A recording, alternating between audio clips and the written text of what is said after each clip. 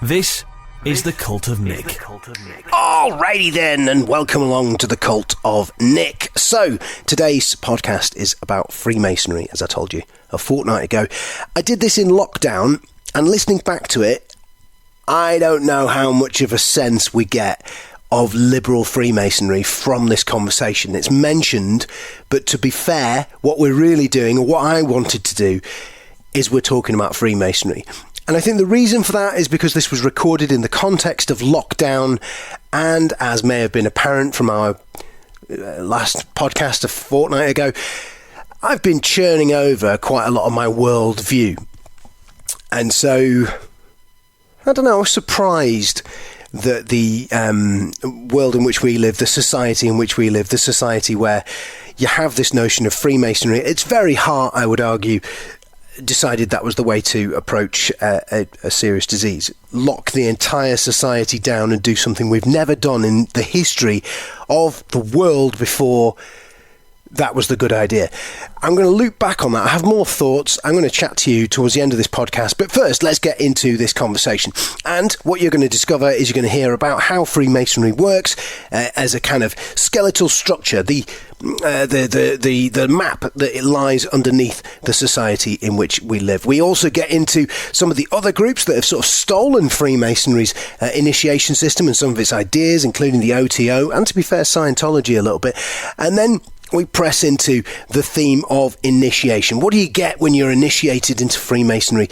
And what's the connection between that enlightenment, the Enlightenment as a philosophical movement, and spiritual enlightenment?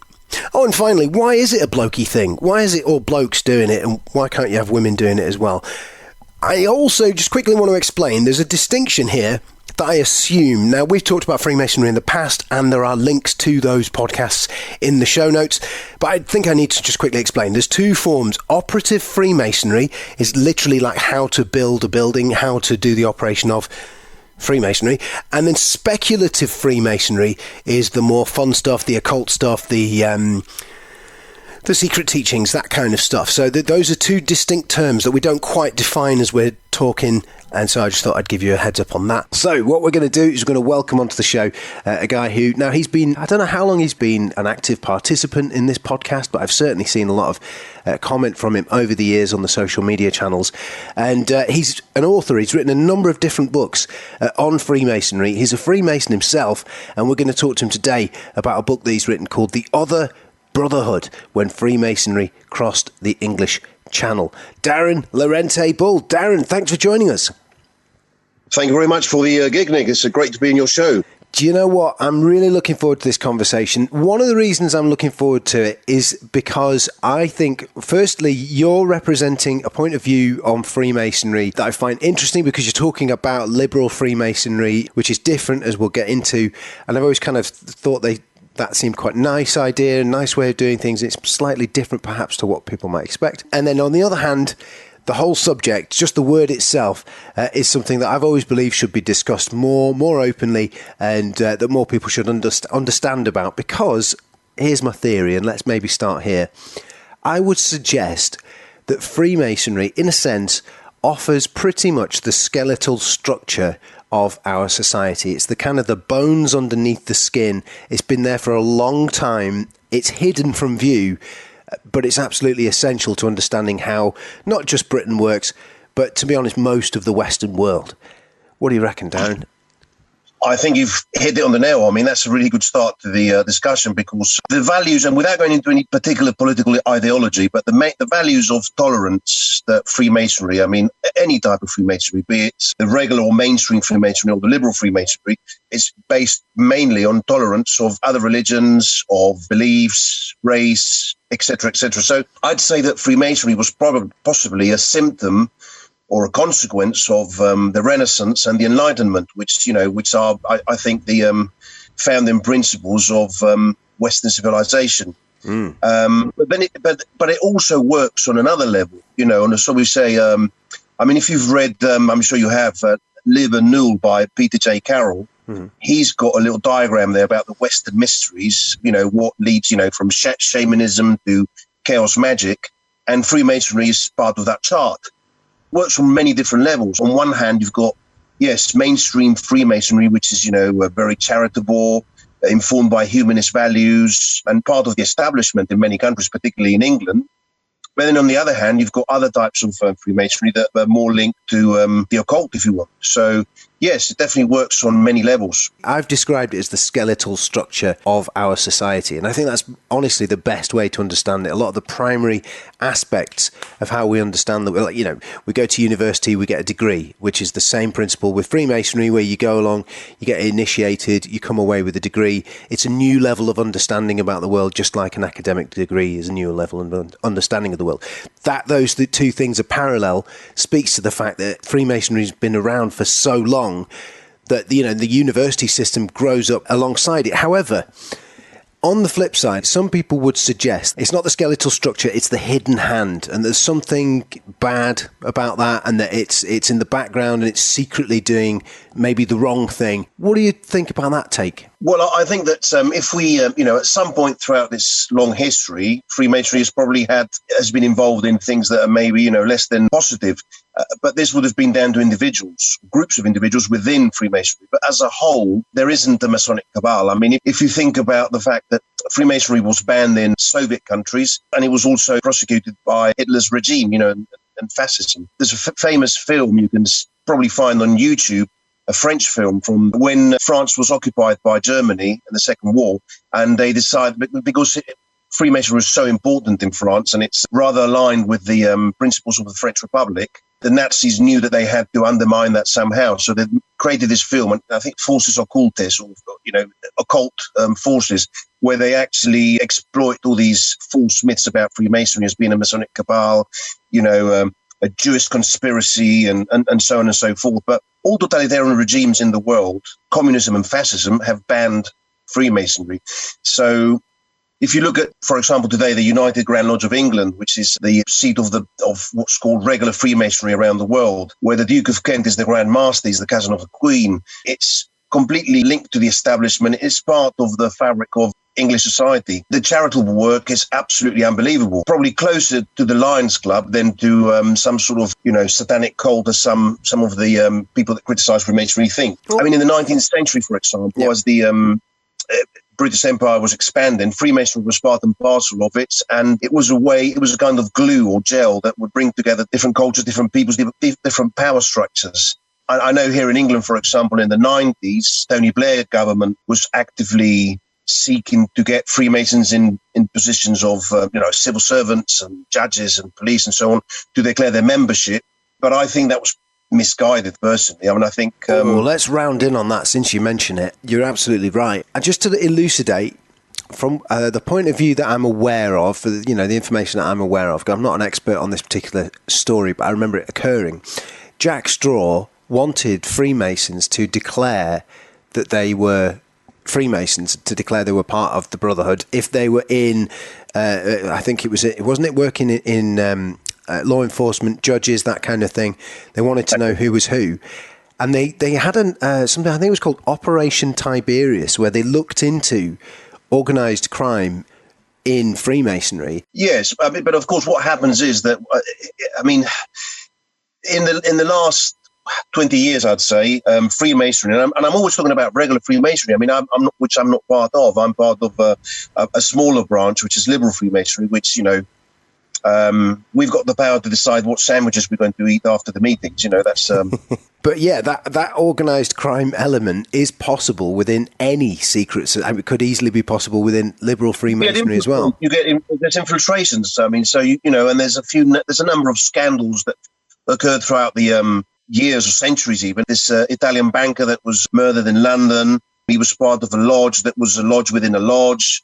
Then you've got this business about the Illuminati in Germany in the 17th and 18th century, which infiltrated Masonic lodges. But that doesn't mean that Freemasonry as a whole is corrupt, or that it embraces anything of that. As I say, regular Freemasonry, the United Grand Lodge of England, is as tame as you can be. I mean, it's I haven't been there for 10 years, I can tell you. I mean, it really is a kind of ONG or charity, And the problem is that, there's this emphasis on secrets, so we don't disclose the passwords from the different degrees, or the types of handshakes or tokens that we have to recognize each other. and that unfortunately has been then, misinterpreted. Where of course it allows for suspicion to develop. Well, why are they so secretive? And and at the end of the day, it's just about punctual secrets that really don't have any relevance whatsoever outside of Freemasonry. But then again, on the other hand, I mean, I don't believe this, by the way. I know many people who are Freemasons, and I've got lots of, I'm not one of these people who has a pathological problem with Freemasonry. But just to put the argument across, it is true that criminal gangs also have signs that they, only they understand, and a language that only they understand, and all of the kind of trappings of Freemasonry can be easily moved across to recognised practices within criminal gangs, can't they? Most of them. Even initiations. Absolutely. I mean, look at the mafia. I mean, when you're apparently, I mean, not that I would know, but I mean, things that I've read. If you join the mafia and you make your bones, as they say, I think that you have to. I believe, I'm not 100% sure if I'm right, but yes, there's certain types of wording. There's a ritual. There's an effigy or a card of the Virgin Mary that's burnt, and then you have to then hold in your hand while it's being burnt, something along those sides. There's certain symbols on the table. There's wine, there's salt, but of course, the only similarity they have is that they're secret societies. And then, it's a bit like everything else, isn't it? I mean, a knife can be used to prepare your dinner with or to commit crimes, so it's a bit, it just depends on the use that's given to the secrecy. Some people would suggest that perhaps they lend themselves to insurrection. So first of all, you have secrets surrounding your initiations because, to describe to anyone who's not had an initiation, it's like a short story with a twist. And the twist is part of the story. And if someone explained it to you, it'd be like explaining a joke before you tell the joke. And then, you keep punchlines secret is what I'm saying. And so that's part of the secrecy there. But some people suggest that allows you to be infiltrated. If you have an arrangement whereby I'm going to do something to you, it's secret and it's an initiation and you don't know what it is. So maybe, and it's a test of some form as well. So maybe you come to me, I'm going to initiate you, and I'm part of a lodge. And during that initiation process, maybe I give you a choice. So the classic one is the, spit on the cross, the story would go. That, if you want to be part of this initiation, you have to spit on the cross, and maybe you do. And I say, well, that's great. That means you don't believe there's a God. That means, you're one of us. You can join, let's call it the Illuminati secret society over here. And we know the truth that there isn't a God. And what that does is it allows someone who's organising the thing to gather together a group of people who don't believe in God. And they're then useful soldiers. They'll do things other people won't do. They'll attack churches, whatever. But then you've got another bunch of people who have the same process. And when I ask them to spit on a cross, they refuse. And I tell them, oh, yeah, you've been initiated. You're also, you've moved on. But you never tell anyone what's going on. Is this making sense? Because you mentioned a lodge within a lodge. I understand that that's the process by which you would have a lodge within a lodge. You'd have a secret arrangement somewhere where people are getting initiated, but they don't know they're being initiated into something even deeper within the organisation. I don't know if I've explained that, Darren. I'm sure you can do a better job. Well, no, sorry. I think the key word here is when you talk about a lodge within a lodge, it's not something that's going to be embraced by the organisation as such. And with all types of Freemasonry or Masonic obediences or Masonic orders of any type, they're very heavy on administration. So there's a very powerful structure, where you've got the Grand Master, secretaries, and you've got, and what they, and that's in place precisely to prevent any sort of infiltrations or to be able to keep tabs on them. Of course, if you've got a lodge, we can talk about an example where, let's say you're in your normal Masonic lodge that meets in a small English village every Saturday, and you do your rituals. You then go and have festive ball, which is when everybody has lunch or dinner after the meeting. And then some of the members are, could easily happen. They're members of the OTO, for example, which is quite common. I mean, there's a lot of cross mixing, I would say, between all these different orders. I mean, yeah, the OTO. Can you just quickly explain what that Order Templi Orientis, right? Correct. That was founded in at the end of the 19th century, beginning of the 20th century, by two German Freemasons, Theodor Roos and Karl Kellner. Sorry, Karl Kellner. I mean, I wrote a book a couple of years ago about these. So, Yeah. So basically, yes. I mean, so the structure of the OTO degrees are all Masonic. Then Crowley came along and he took out a lot of the Masonic stuff because he wanted to Thelemize it, as it were. I know you know who Lon Milo Duquette is, don't you? Yeah, I've interviewed Lon Milo Duquette. Yeah. You have, of course you have. So he's a Freemason in some mainstream Masonic lodge in America, apart from being, a heavyweight in the OTO. So, there's a lot of incestuous relationships between all these different orders, I mean, and even if you look at the Chaos Magician, I mean, what's it? The Illuminates of Thanateros, the IOT. Yeah. I know Chaosism, of course, is totally against structures and hierarchies and all that, but even so, they still have a kind of degree route, don't they? Oh, yeah. I mean, the thing is if you're looking to set up a secret or a society with secrets that has a magical flavour to it, the best way to do that is rip off Freemasonry. And I mean, you mentioned the OTO. I mean, it brings me to mind. I've actually really enjoyed reading about Scientology over the years, particularly as all the documents have come out online and stuff like that. They've been hacked and so on. Very easy to find all of their stuff. And what's interesting about it is, as I was reading it, I'm like, my God, they've copied the OTO's system of initiation. It's pretty much the same thing. It seems to have just been transposed. Someone was involved in all that, wasn't he? Yeah, it seems to have been transposed across. And so, like I say, it's certainly spawned many imitators. I would say that behind any esoteric society in the West today, there's definitely some Masonic connection. Definitely. At some point, there's a Masonic connection, without doubt. The OTO is not a Masonic order, but the roots were Masonic. So, you then, they would go to this meeting and they would, you maybe then perhaps completely aside from Freemasonry and having absolutely nothing to do with Freemasonry, you would then go and join the OTO because you've got a mate who's in your Masonic lodge that's talked to you about it and he likes it. You like the idea of it. So, and unfortunately, I mean, and that's an innocent example, which is, completely harmless. But then, of course, unfortunately, you can have examples where there's people with more dark objectives, people that want to use it as a network for business and maybe shady business, or, unfortunately, that's open to, and I think it's the same with any occult society or fraternity or, Yeah, but I think it's the fact that if you're a member of Freemasonry, you're a member of an organisation which prizes secrecy. And so one of the sort of founding myths that I've heard is this idea of Hiram Abiff, who has the kind of the keys to right. Solomon's temple, and he's got these special secrets that I think, different people ask him.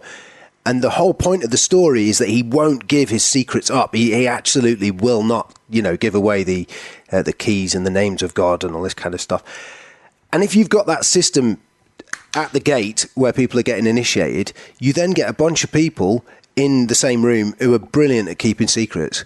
And that is a perfect bunch of people for an insurrection, isn't it? For a fifth column.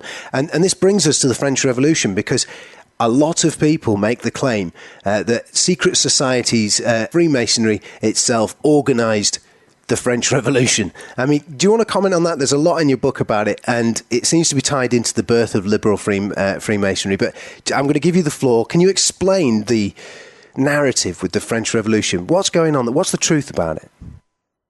Well, I mean, it's Freemasonry is something that's running concurrently to all these new so we say proto-modernist movements from the 18th century. But it's definitely not a player, because, I mean, if you look at the French Revolution, you've got military figures like Lafayette, who fought with the Americans against the English in the American Revolution, who, when he returned to France, he was obviously part and parcel of the French Revolution, but he wanted to keep the monarchy. He wanted to keep the French king. He didn't want, he thought that the monarchy and the church could still play a part in French society.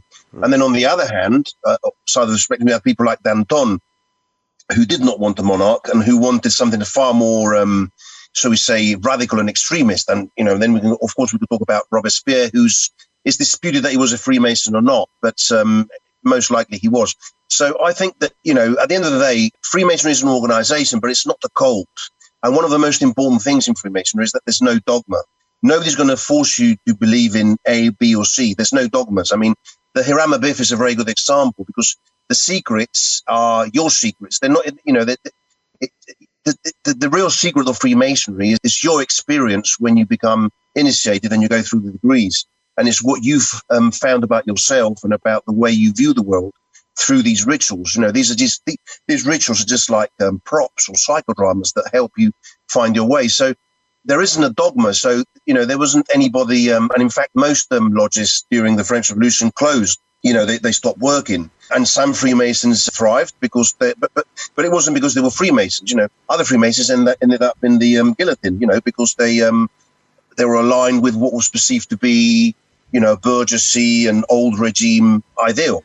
So I think the French Revolution is... Yeah, let's round in on this. Wait a minute, man. This is so interesting. Let me just round in on this a little bit, because first of all, you're describing this world, like you say, in the past, we have all these different secret societies, which really, I would argue, have come about perhaps as a result of the success of Freemasonry, which sort of has its birth, perhaps, certainly I've seen you arguing its birth perhaps in the UK, spreads out its influence across Europe.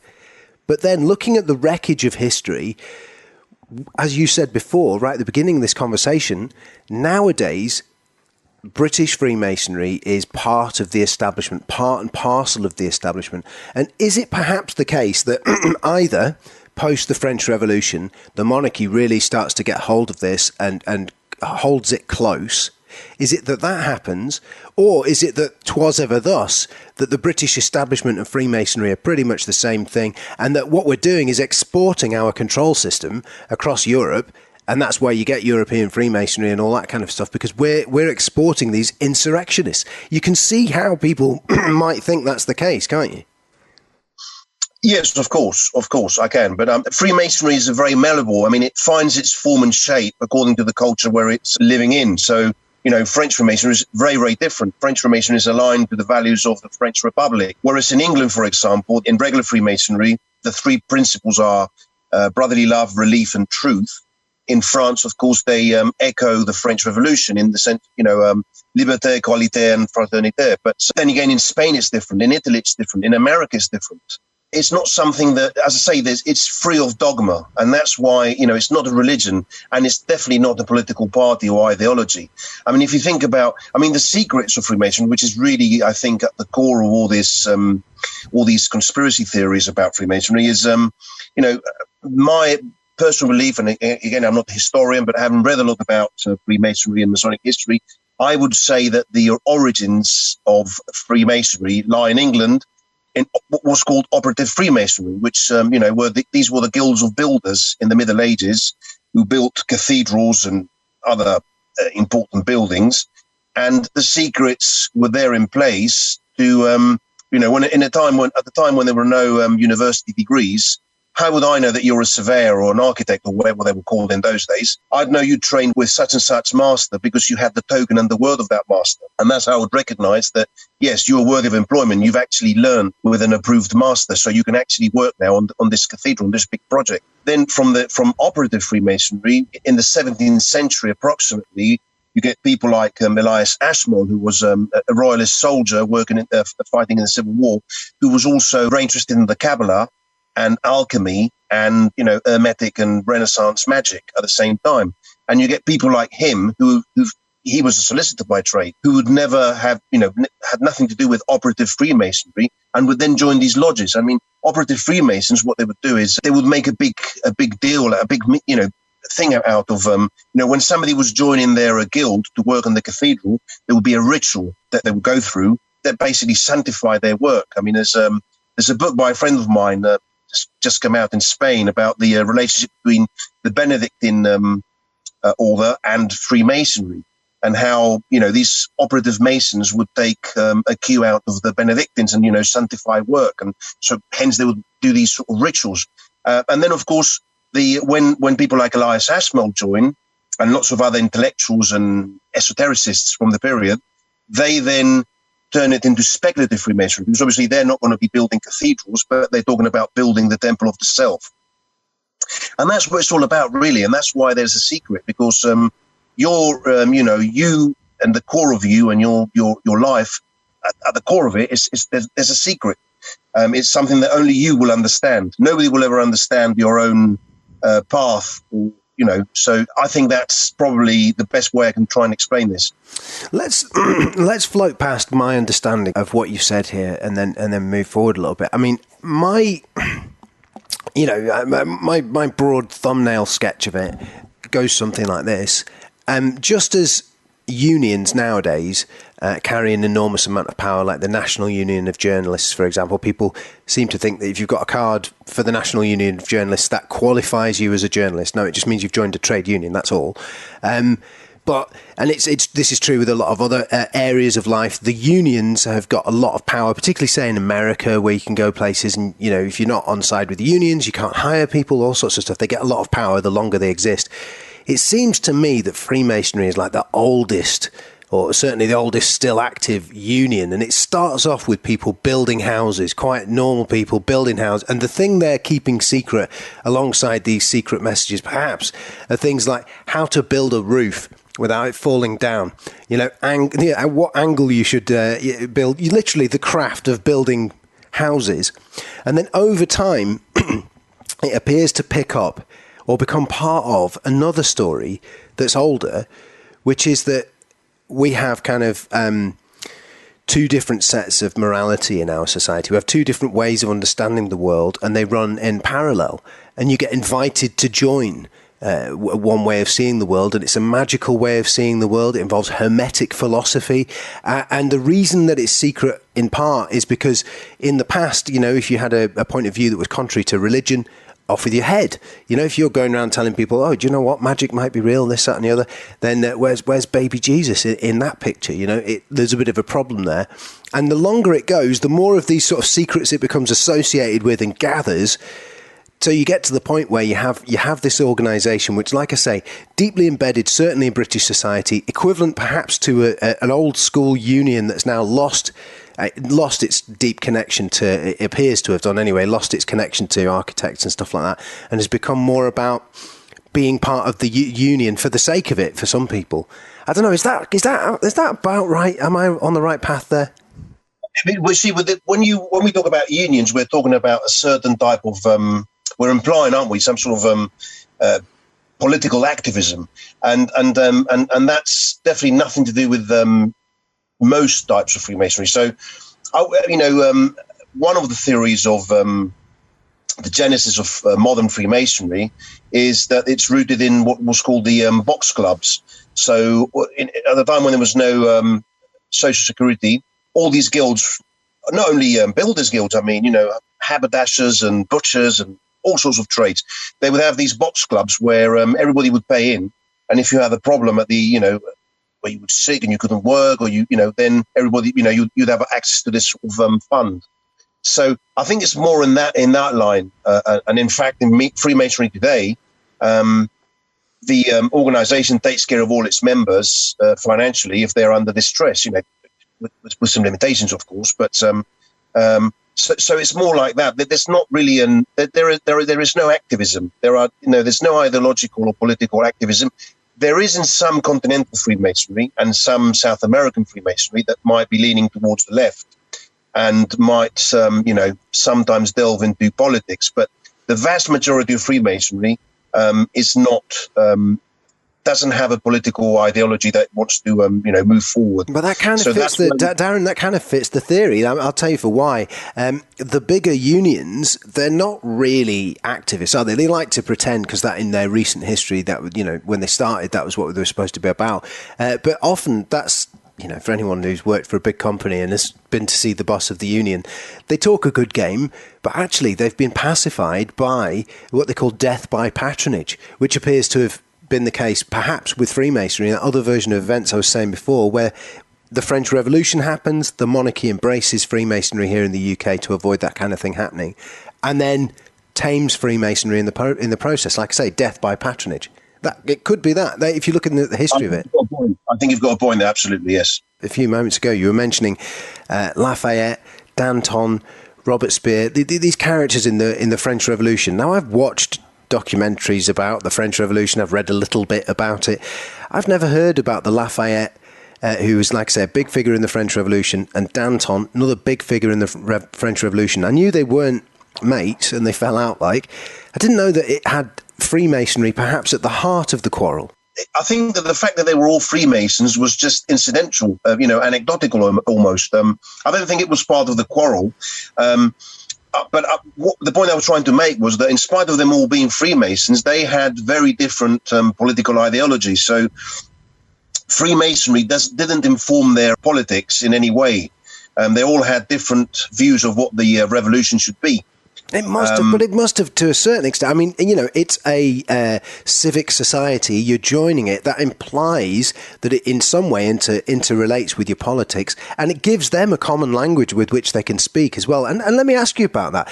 As someone who is, you've this book, The Other Brotherhood, and we're talking about liberal Freemasonry. So if you join up with that, do you also get to have the sort of fringe benefits of being a Freemason, if indeed there are any? Can you go along and ask for as they used to say, a square meal, which because it involves the language square, that implies that you're going to get maybe a discount or a decent meal. Do you get those fringe benefits? I know the lodges aren't linked up in quite the way that people imagine, but these different branches of Freemasonry must give you a common language with people. Well, I mean, yes, of course. So I'm a member of Le Droit Humain, the British Federation, which is an international Masonic order. So, of course, I can visit any lodges from this organisation throughout the world. We're also in amity with the Grand Order in France, the Gran Logia Simbólica Española, which is another order in Spain, the Gran Logia d'Italia. But there's over 70 or 80 different Masonic orders that we are in amity with. So wherever I go in the world, if I want to visit the lodge as a guest, I'm welcome in many, many, many different lodges. So, but apart from that, there's not really, there are no material benefits to being a Freemason. You do get to meet some very interesting people. And it's what I was going back at the beginning of the interview, that you can also, depending on your interests, there's a pathway to, the mystery tradition. So the order I belong to now, I've had access. I've met lots of people that are in lots of other different esoteric orders, and it's very, very interesting. But apart from that, there's no material benefits. I mean, if you're in the United Grand Lodge of England, which is the mainstream, which has got thousands of lodges in England, and you're in distress, financial distress, they will help you out. But they've got the means, they've got the resources, and they don't only help Freemasons; they help lots of non-Masonic folk. I mean, it's more of a charity, but.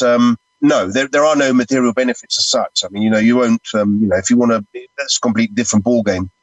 See, now, I'm not an initiate of any of these groups. I know people in these groups, and the Discordian thing is part of that, perhaps. But I wonder, and there'll be people listening to us talking now, if you've spent time looking into esoteric teachings and those sorts of areas, is it possible that you could join, say, a group like yours, become a Freemason, be initiated, and be left thinking, I knew about that secret, or I knew about that particular lesson or understanding or whatever. Could you get it anywhere else other than being directly initiated by someone, is I guess what I'm saying?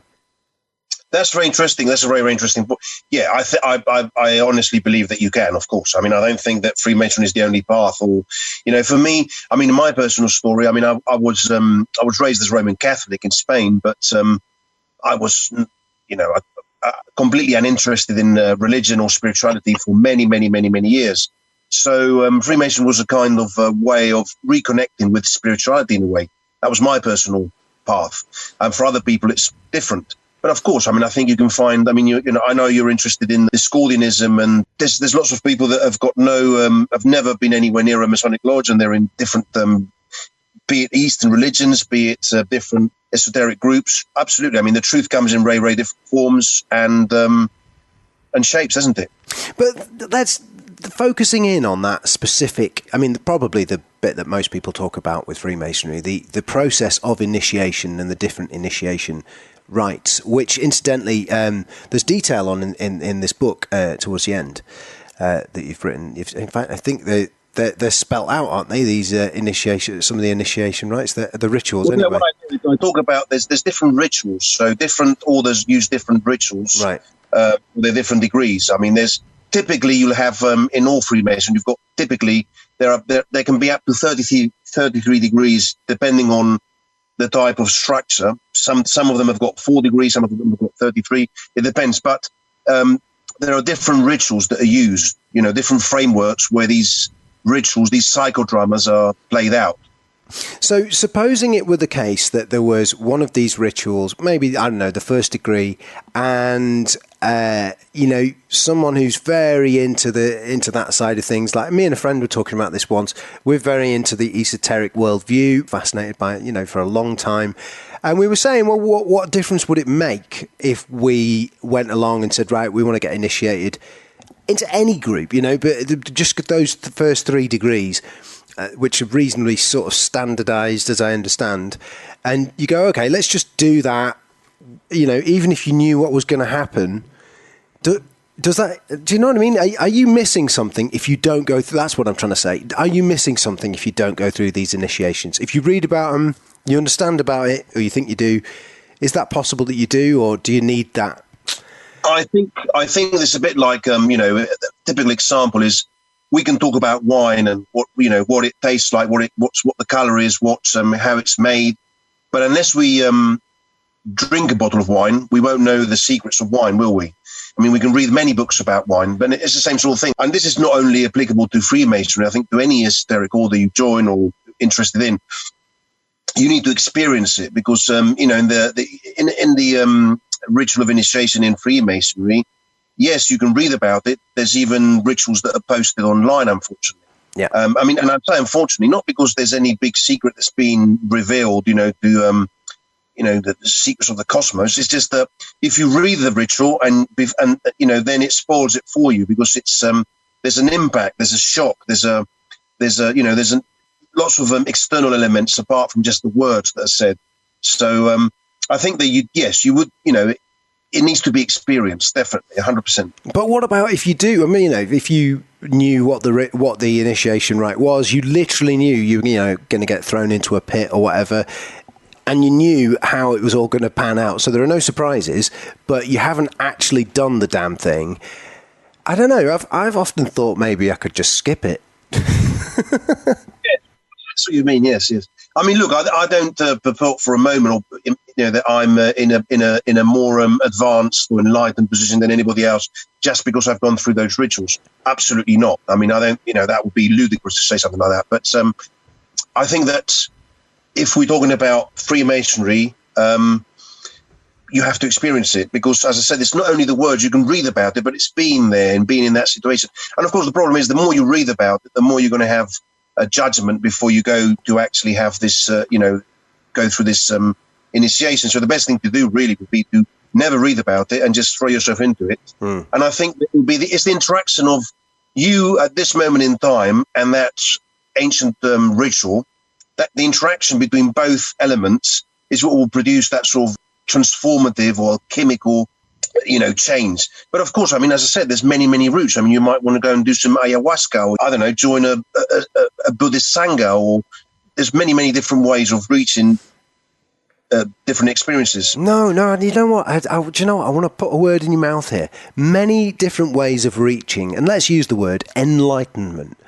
Because, I mean, we've mentioned it already, the French Revolution, inextricably intertwined with an intellectual movement called the Enlightenment. And Absolutely. Then, of course, spiritual teachings and systems across the years speak of this state of mind that people can get into, a psychology, in fact, that brings about, in Scientology, they would call it going clear. In Buddhism, they call it enlightenment. And is it called that in Freemasonry? It's interesting you didn't use the word. No, because I mean, the Enlightenment I was making reference to is really the philosophical movement. Not really. I mean, of course, we do talk a lot about, one of my first books, which I co-wrote with Julian Rees, it's called Making Light. So it's, yes, the Masonic light. It's a bit the three main degrees. I mean, and I'm not going to go into any details, but the initiation is, shall we say, the birth to the Masonic light, to a different way of looking, to a different way of seeing. Then you've got the second degree, which is about your life, here and now. And then you've got the third degree, which talks about death and the possibility of afterlife. Buddhism is a religion in its own right, and the enlightenment that the Buddhists talk about, obviously Satori or Nirvana, is something that's, where you've actually transcended your human limitations. I mean, I wouldn't say that for a moment about Freemasonry. I think it's, and again, I mean, we were talking about history, and of course, if you were a man in the 18th century going through a Masonic ritual, that would have had a huge impact over you in that period. I mean, imagine, you've been raised in that sort of religious milieu where there's, where the church and the monarchy had all the power, and you had to follow some very, very limiting dogmas. And you imagine going to a lodge, I mean, and where you're told that, respect other religions, respect other forms of belief, respect other ideas. It would have a far more impact that, unfortunately now, I think the trappings of the age we live in make Masonic ritual to have perhaps less of an impact than it would have had in its origins. Yeah, but look at what's happening there. I mean, this is what's so interesting. And remember, we were talking about this possibility that, Freemasonry could be insurrectionists stripped for export. They go out, they start telling people to respect other religions and start preaching what I would call, and probably most of us would call, Enlightenment values. Then, a movement starts that's called the Enlightenment, I don't know. It seems to me that we are talking perhaps about that, literally that, the process of awakening, opening your mind, all of the things that I've heard spiritual teachings talk about.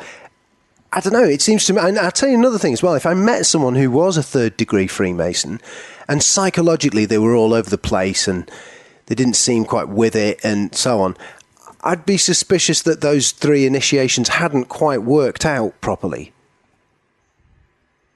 Yeah, of course. I mean, and again, it's all down to an individual, it's down to the organisation, to the lodge, to the, there's, at the end of the day, it's a ritual drama, isn't it? So it's, and as I say, the fruit of it is the interaction of that individual. We talk a lot about in Freemasonry, we use the building or construction metaphor. When you join Freemasonry, you're a rough ashlar, a stone that's going to be used in the building of the Temple of Humanity that hasn't been yet polished. So it's got lots of excrescences and it has to be polished. And then when you go through all the degrees and you've actually come to know yourself and know who you are and what your values are and where you stand, then you become what's called a cubic stone, polished and perfect, that can then be assembled into the building of the Temple of Humanity. Again, all figurative language. But I mean, that's the thing though, isn't it? It's about self-knowledge. I mean, I think really that's what it is. And, and everybody's got different mileage. Everybody's at the different, so it'll be, and that's one of the beautiful things about Freemasonry, where there's people of very different, not only religions, financial backgrounds or jobs or whatever. I mean, different intellectual backgrounds, and everybody seems to get something out of it. Why is it a male pursuit mainly, and why is it that that's not the case with the other Brotherhood? I mean, let's get into that. And what's the difference with a woman being initiated to a man and so on? To be honest with you, I see no difference whatsoever. I mean, I think that it's, I just don't see any difference whatsoever. I just think that Freemasonry, or regular Freemasonry, mainstream Freemasonry, is still very much trapped in its history. So, and if the roots of speculative Freemasonry, i.e. the Freemasonry that's linked to the, the part of the mysteric tradition in the West, using symbols and rituals, is rooted in operative Freemasonry, i.e., guilds of builders. Yeah. Of course, these would have been men. I mean, I think that's really the rather feeble reasoning behind it all. And there's a great resistance. And of course, regular Freemasonry, which is defined regular because you've got to believe in God and only men are allowed, seems to still be trapped in that frame of mind. But of course, we're in the 21st century. For me, it makes absolutely no sense that women, and of course, there are Masonic orders only of women, which are slightly in cahoots, shall we say, with the male-only orders. I mean, I belong to a mixed order, and that seems to really rattle people's cages. They don't like the fact that there can be men and women together working in a Masonic lodge. I don't understand that. Do you know what? It's one of the things that's always put me off Freemasonry. The male, it's a men's club, and it just, oh God, it fills me with dread. You know, I imagine blokes sat round being blokes, watching the football and having a beer, and you think, oh no, I can't be bothered with that. I think the minute you introduce women, the whole tone is changed, and it's improved dramatically. Absolutely. I mean, some of the best, in a lodge, you've got, as in many esoteric societies, you've got different offices, different people play different roles in that ritual psychodrama. And so the main one is the worshipful master. The master of the lodge is, allegedly takes on the symbolic role of King Solomon, so it's the kind of, that's the person that will initiate you, that will do all the main, wording and main part of the ritual. And some of the best worshipful masters I've ever seen have been women. I mean, it's just ridiculous that we are in a situation where we still have to discuss this. And of course, we're not in amity with regular Freemasonry, so they look down on us. They don't even see us as Freemasons, and there's no intervisitation. There's no, we're not even considered Freemasons. Of course, I mean, if you go to France, the mainstream Freemasonry in France is liberal. So basically, it's the Grand Orient of France, which even they were a bit slow in accepting women, 2010. But, they did because one of their members changed sex in the early 2000s. And then they were faced with some sort of legal conundrum. This member of our lodge has been here for, X amount of years, was a man, now it's a woman. What do we do? So, yeah, unfortunately, I think with Freemasonry, it's still very much struck by its history. I mean, and that's what I'm saying. It can be, unfortunately, a little bit reactionary sometimes and a little bit conservative. The bit that I'm surprised by, though, is with your specific version of Freemasonry, is allowing atheists in. Now, I think I am an atheist, probably, but I can pitch and catch with religious discussions in a way that a lot of people don't expect, using the ideas of occultism. But I think I'm an atheist, and I've always felt that Freemasonry, the big G, as they would say in rap music, that seems to be so central, the religious aspect of Freemasonry. I don't know, I'm confused by that. If you're letting people in who are atheists, how does that work? How does that affect things? Well, this happened with the Grand Orient of France, which is the main Masonic order in France, in 1877. And it was via one of their masters, who was a Protestant pastor, of all things. They decided that, we have to make this something that's accessible to everybody. Not everybody is not everybody is a theist. Not everybody believes in God. So we have to make this more accessible. So they were the pioneers back in 1877 who changed that the requirement of belief in a supreme being. Automatically, this meant that the United Grand Lodge of England suspended all sorts of relations with them, because they said, right, you don't believe in God, that's it. You're not Freemasons. Finished. You see that G that you see in many Masonic rings or symbols, where you see the compass and square and then there's a G in the middle. It can stand for God, but it also stands for geometry, sacred geometry. I mean, I do believe in God. I'm not an atheist, although I was for many, many years, but that was my personal path. And I have absolutely no issue whatsoever with people that, I don't care what you believe in or you don't believe in. I mean, not believing in a way is a form of belief, isn't it? Belief. Darren, yeah, exactly. Do you know what I was going to say? I was going to say that what you're saying about how you started off, you weren't an atheist, now you are someone who, you were an atheist and now you believe in God.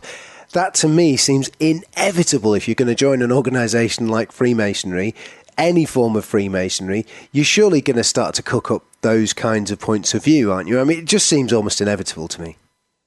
Well, yes, we say that, but if you look at all these Masonic orders in France and in other parts of the world, I mean, particularly the Grand Orient of France or Le Drac Humain, most of the members, or many members, there are atheists, and there's absolutely no, because what they do is, in regular Freemasonry, you'll be doing your rituals to the glory of the great architect of the universe. Now, the great architect of the universe stands in for God, any God.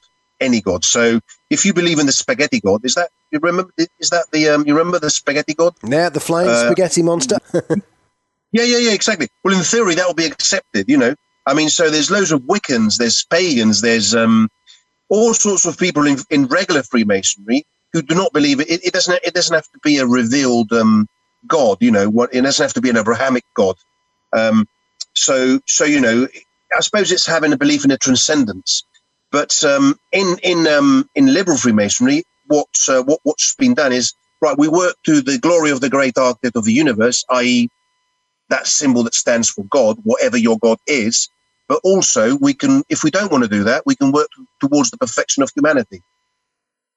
So that's the other way of doing all these rituals. And, so for example, just before the first lockdown, God knows how long ago was that, 50 years ago, I was a guest at the meeting of a lodge from the Grand Orient of France that has a lodge here in London. And, normally when you've got a theist lodge, they will have the Bible, or they'll have the Corpus Hermeticum, or they'll have the Bhagavad Gita, or whatever it is that they decide to have as the volume of the sacred law on the altar. But these guys, they had the Book of Constitutions of their Masonic order. And it was an absolutely beautiful ceremony, and it was very meaningful, it had a great impact on the initiates. You would see that they're really moved by it. And it has absolutely no difference. So I think it's, because it's Freemasonry is mainly, from my point of view, it's mainly predicated on tolerance. And it's about, I don't care, we shouldn't care about what you believe or don't believe in, what your sexual orientation is or isn't, what your background is, what your race is, what your financial status is. None of that should matter. At the end of it, we're all partakers in this strange thing called humanity. Absolutely. And, well, I wonder, as we walked along the path of humanity, there are signposts that have been left behind by people who went before. Freemasonry is a huge collection of them. Yeah. And I tell you what, I'm also enjoying the elegance of the system, where you have the letter G merely symbolizing in and of itself the letter G and whatever it is that you project upon it. It's a fascinating system. It absolutely is. I mean, I wonder, how do people find out more about you? How do they follow up on this? And where do they get the book? Tell us more detail on that as we wrap here. I mean, I always enjoy chatting about this. It's one of my favourite subjects. Well, thank you very much, Nick. Well, my book, The Other Brotherhood, When Freemasonry Crossed the English Channel, can be purchased on Amazon. It's published by Masonica Airs, which is a Spanish publisher, but it's in English, obviously.